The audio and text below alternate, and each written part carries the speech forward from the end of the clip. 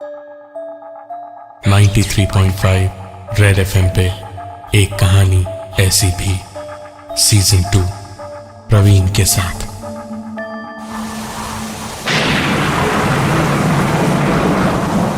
पूरे दिन आज मौसम साफ था, लेकिन शाम होते ही पता नहीं कहां से आंधी, तेज ठंडी हवाएं और ऊपर से बारिश इतनी तेज हो रही थी जिसमें कोई 2 कदम बाहर निकल ले तो पूरा का पूरा भीग जाए।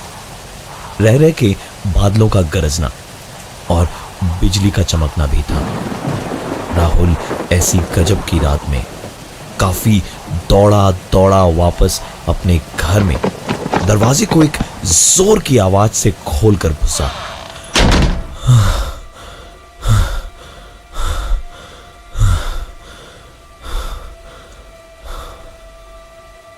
तौलिया लेकर राहुल ने अपने सर को पोंछा और आराम से कुर्सी पर बैठकर पैकेट निकालकर उसने सिगरेट जलाई। यूं तो राहुल को भी मालूम था कि सिगरेट पीना शरीर के लिए कितना हानिकारक होता है, लेकिन उसे सिगरेट पीने की बुरी लत लगी हुई थी। 2 या 3 ही कश मारे होंगे जब उठकर एक पानी की बोतल ले आने का ख्याल आया। 4 कदम पे ही फ्रिज था। आधी जली सिगरेट को ऐश ट्रे पर लगा के राहुल उठा और फ्रिज की तरफ जाकर उसने फ्रिज का दरवाजा खोला और पानी की बोतल ठंडी कौन सी है ये देखते वक्त उसे एक आवाज सुनाई दी। पलट के राहुल ने जब देखा तो उसे दिखा कि ऐश ट्रे में उसकी सिगरेट घिस के बुझाई हुई थी और बुझने के बाद धुएं की पतली सी लकीर अभी भी निकल रही थी।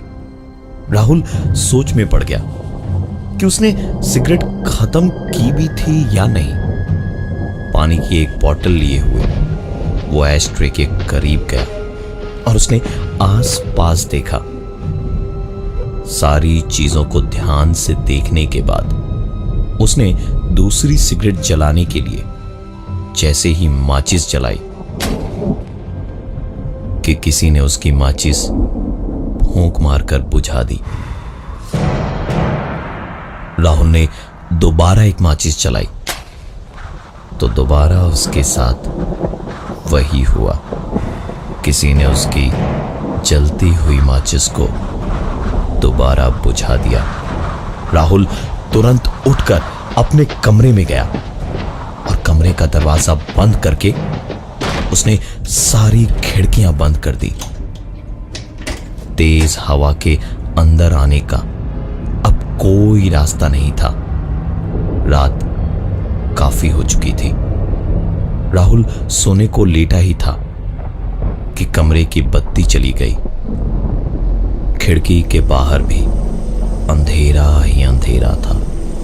चारों ओर का सन्नाटा सिर्फ झिंगुरों की आवाज और रह रह के कड़कती हुई बिजली की आवाज से जब टूटता तो सिहरन पूरे बदन में दौड़ जा रही थी। राहुल चुपचाप बिस्तर पर लेटा हुआ था जब उसको एक तेज मगर जानी पहचानी आवाज सुनाई दी। घर में लाइट नहीं आ रही थी तो हॉल का पंखा कैसे चल रहा था, ये एक सवाल राहुल को खाए जा रहा था, क्योंकि पूरे घर की इलेक्ट्रिसिटी सिंगल फेज ही थी। राहुल उठा और देखने के लिए दरवाजे तक इस अंधेरे में अपने अंदाजे से पहुंचा और बेडरूम के दरवाजे से अंदर हॉल में झांकने को सर निकाला और 2 ही सेकंड हुए होंगे कि उसे किसी ने 2 हाथों से बालों और गर्दन से पकड़ के उठा के जोर से पटक दिया।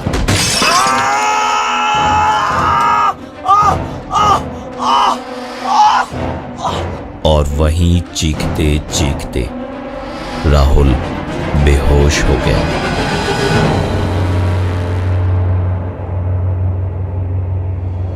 बेहोशी से जब जागा तो राहुल दर्द से कराह रहा था।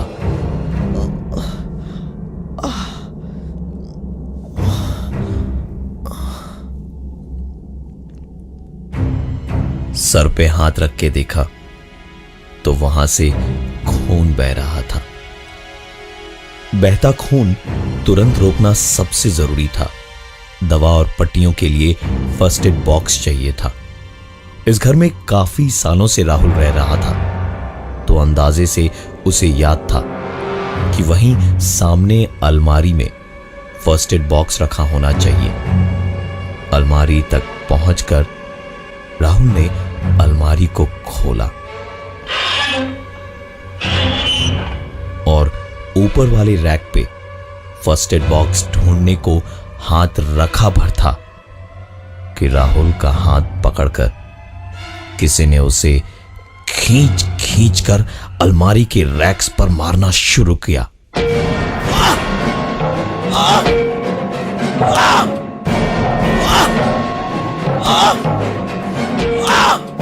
राहुल कुछ देर तो चीखा चिल्लाया, लेकिन अब उसकी चीख भी नहीं निकल रही थी। चोटें इस कदर लगी थी राहुल को कि उसकी आंख तक से खून बहने लगा। आवाज आती रही। राहुल को कुछ शक हुआ, इसलिए उसने कहा, वैभव मजाक मत कर भाई, तू निकल वहां से जल्दी, मेरी हालत बहुत खराब है भाई।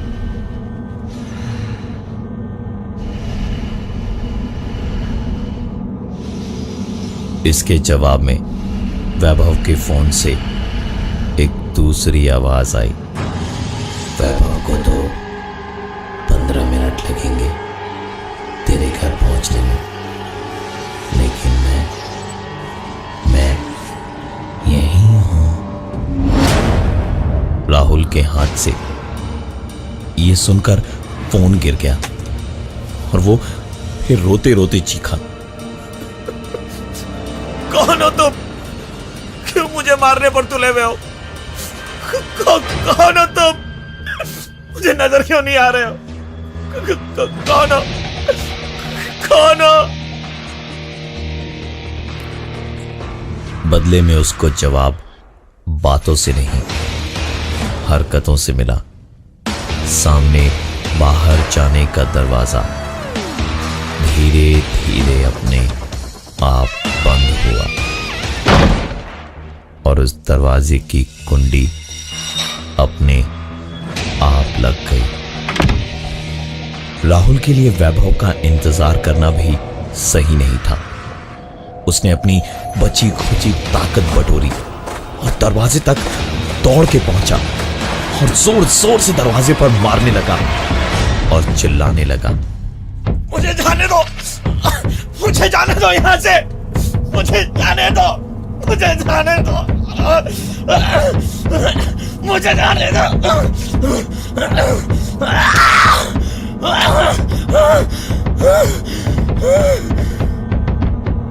लेकिन कुछ ही देर में खटखटाने की आवाज बदल गई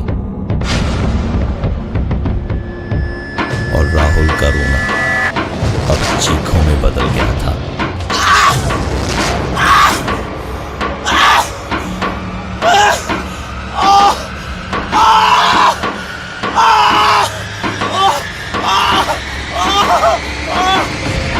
राहुल को लग रहा था जैसे उसके बाएं हाथ पर कोई बुरी तरह से मारे जा रहा था और तभी उसको किसी ने पीछे की तरफ धक्का मारा।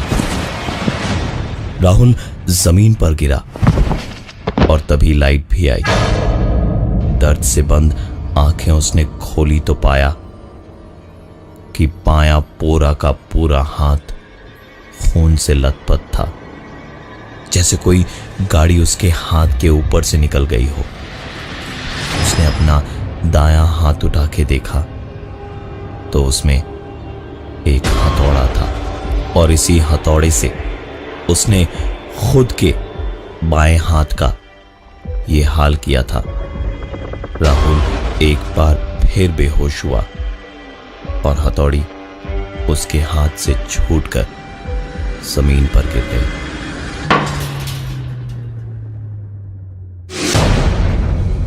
राहुल का दोस्त वैभव आए उससे पहले जख्मों का खून धो लेना राहुल को सही लगा, इसलिए वो खुद को घसीटता हुआ रेंगता रेंगता बाथरूम तक पहुंचा और अंदर जाकर किसी तरह उसने नल को चालू किया। नल से बहते पानी के नीचे अपना जख्मी हाथ उसने रख दिया तो जलन ऐसी हुई कि राहुल की चीखें निकल गई।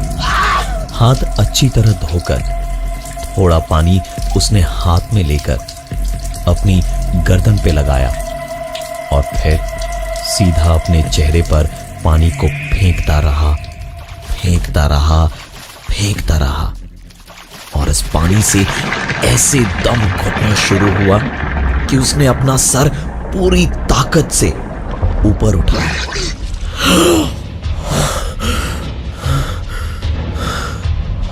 और हांफने लगा, बुरी तरह से सांस लेने के लिए।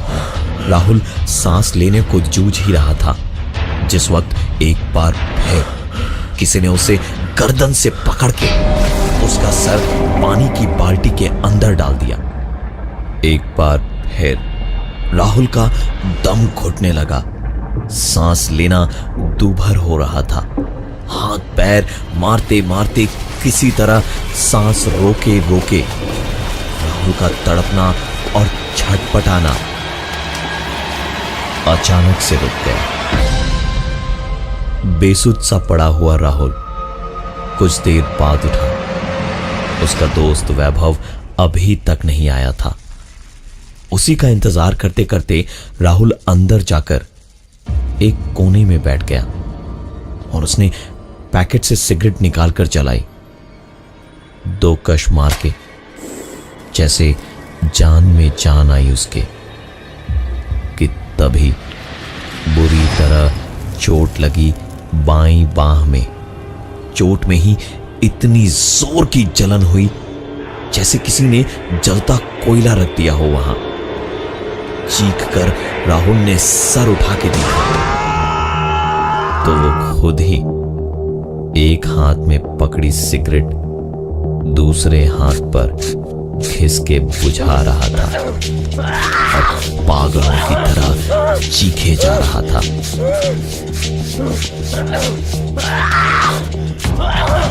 कुछ समझ में आ पाए उसके पहले ही उसका हाथ जैसे उसके काबू में था ही नहीं। उसने दूसरी सिगरेट उठाई और जलाकर 2 कश मार के इस बार ये सिगरेट अपने हाथ पर दोबारा से बुझाई।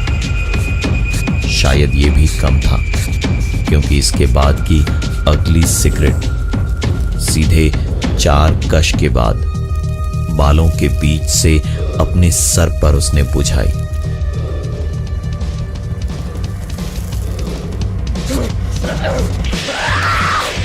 उसका दर्द और जलन से बुरा हाल था।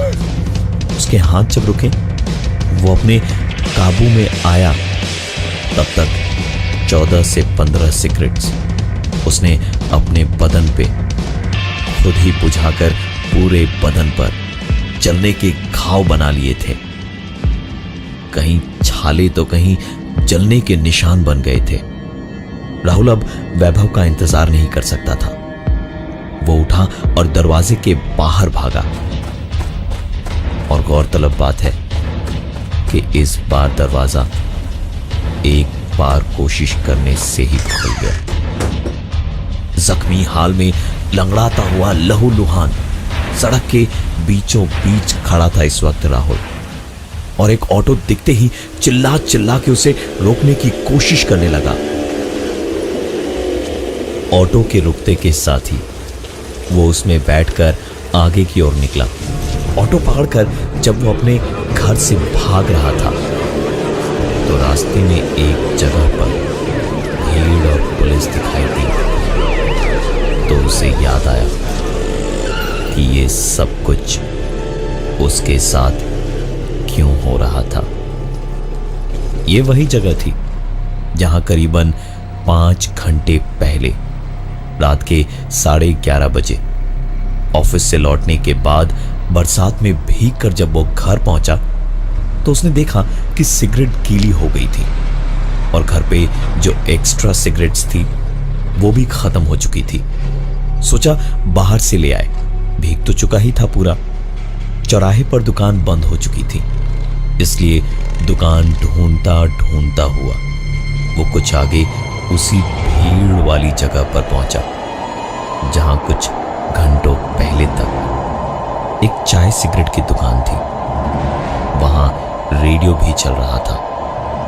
दूर से बरसात में स्टोव की आवाज और उसी में रेडियो की आवाज आ रही थी जहां एक आरजे बोल रहा था, ऐसी भयंकर बरसात में जरा संभल कर बाहर निकलिएगा क्योंकि काफी नुकसान हो सकता है। शहर में बहुत तेज बारिश हो रही है। और फिलहाल हमारे रेडियो स्टेशन पर आपके लिए अगला गाना।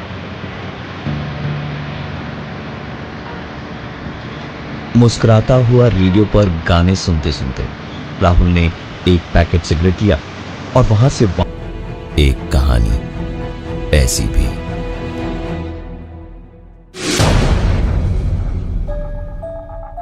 93.5 रेड एफएम पे एक कहानी ऐसी भी सीजन 2 प्रवीण के साथ।